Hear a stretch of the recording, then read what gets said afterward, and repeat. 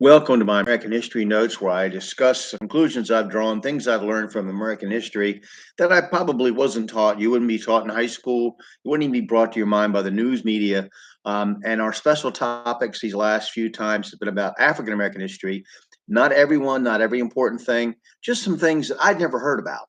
And I think that they're of interest. You might want to research them and look on your own. Fascinating information that we're denied in college. Often, I learned more in college about African American history than I did in high school.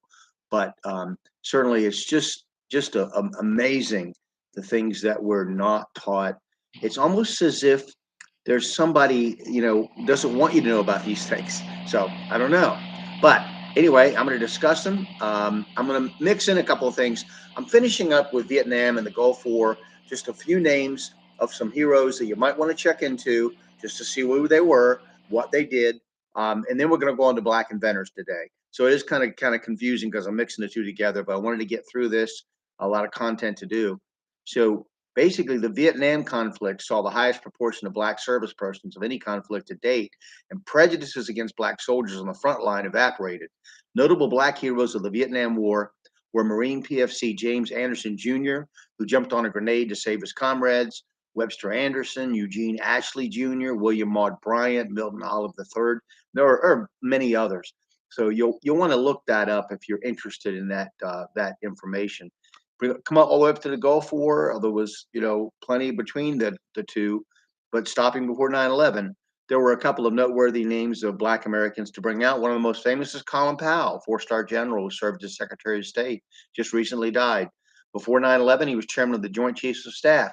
On the very other end of the scale, let's remember 20-year-old Adrienne Mitchell, who was killed in a Scud missile hit on her barracks in Saudi Arabia, along with other white and Latino soldiers. So there are many more interesting Black figures to study throughout our military history. I just encourage you to dig out for more information. Now I'm going to go look at some Black inventors. I want to do that. Then we're going to talk about Black women at NASA next after this, and then Blacks in science and things like that.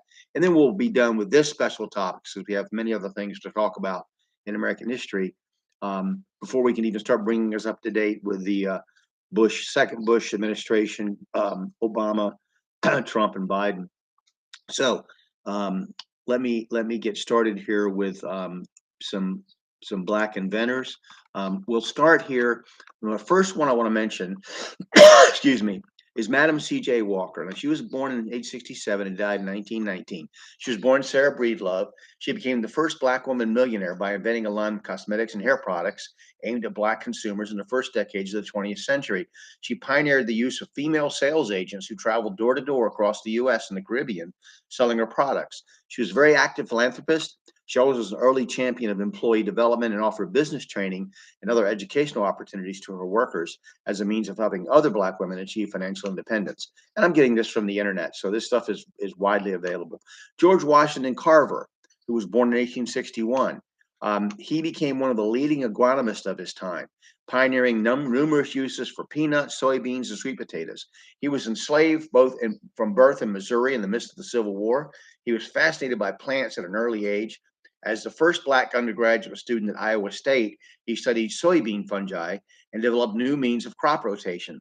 After earning his master's degree, Carver accepted a job at Alabama's Tuskegee Institute, a leading historical Black university. It was at Tuskegee that Carver made his greatest contribution to science, developing more than 300 uses for the peanut alone, including soap, skin lotion, and paint. Then there was Lonnie Johnson, who was born in 1949. He holds more than 80 U.S. patents, but he invented the Super Soaker toy. I just want to bring that up.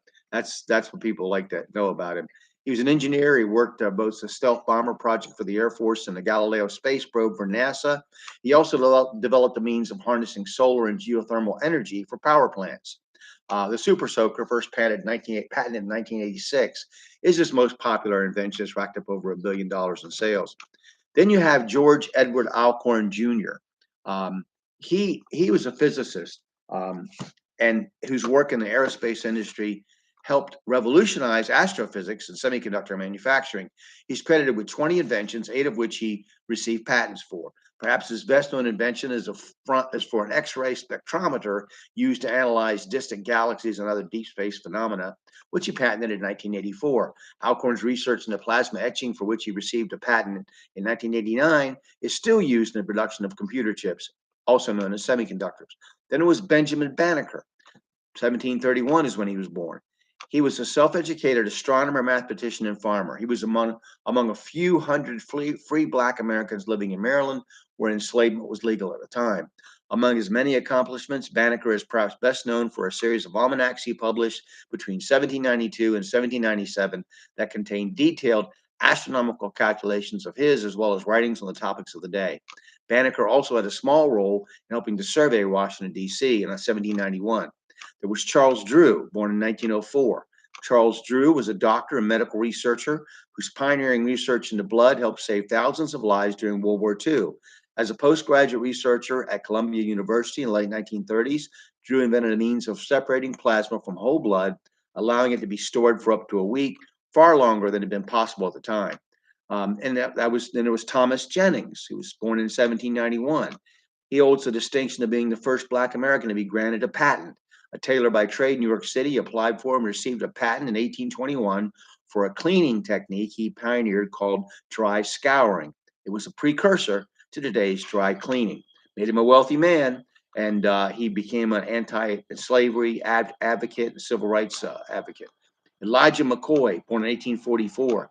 He was born in Canada to parents who had been enslaved in the U.S. Their family resettled to Michigan a few years after Elijah was born, and the boy showed a keen interest in mechanical objects growing up.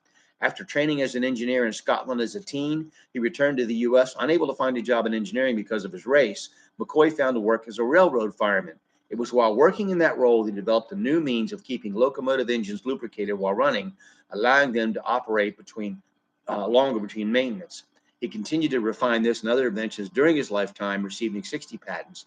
And one of the possible meanings of the phrase, "this is the real McCoy," one of the possible meanings has been said that was a reference to other people doing knockoffs of his invention for the railroad company, and the railroad company saying, "No, we want the real McCoy." So there's other explanations for that, the origin of that phrase too, something to do with Scotland, to the drink and things like that. So, but Garrett Morgan, born in 1877. He's best known for his invention in 1914 of the safety hood, a precursor to the gas mask. He was so confident of his invention's potential that he frequently demonstrated himself in sales pitches to fire departments across the country. In 1916, he earned widespread acclaim after donning a safety hood to rescue workers who were trapped by an explosion in a tunnel beneath Lake Erie near Cleveland. He would later invent one of the first traffic signals and a new clutch for auto transmissions. He was very active in early civil rights movements. He helped found one of the first Black American newspapers in Ohio, the Cleveland Call. Finally, we'll discuss today James Edward Maciel West, born in 1931. If you've ever used a microphone, you have James West to thank for it. West was fascinated by radio and electronics from an early age, and he trained as a physicist. After college, he went to work at Bell Labs, where research on how humans hear led to his invention of the foil electret microphone in 1960.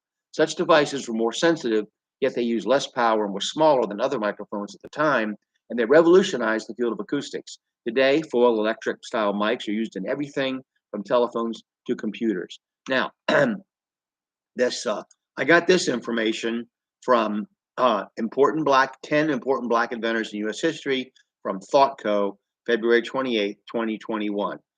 There's a lot more who had patents and have discovered things. If you're interested in that, I hope that you'll study, you'll go and you'll look and dig it up. So that's all we're going to do today. We're going to come back and talk about some Black women at NASA. Very interesting. There's been a movie made about that. Something you just didn't hear about before that. So I hope you'll continue to follow me. And we do have some other special topics that we want to get into that'll be very interesting after that. Thank you.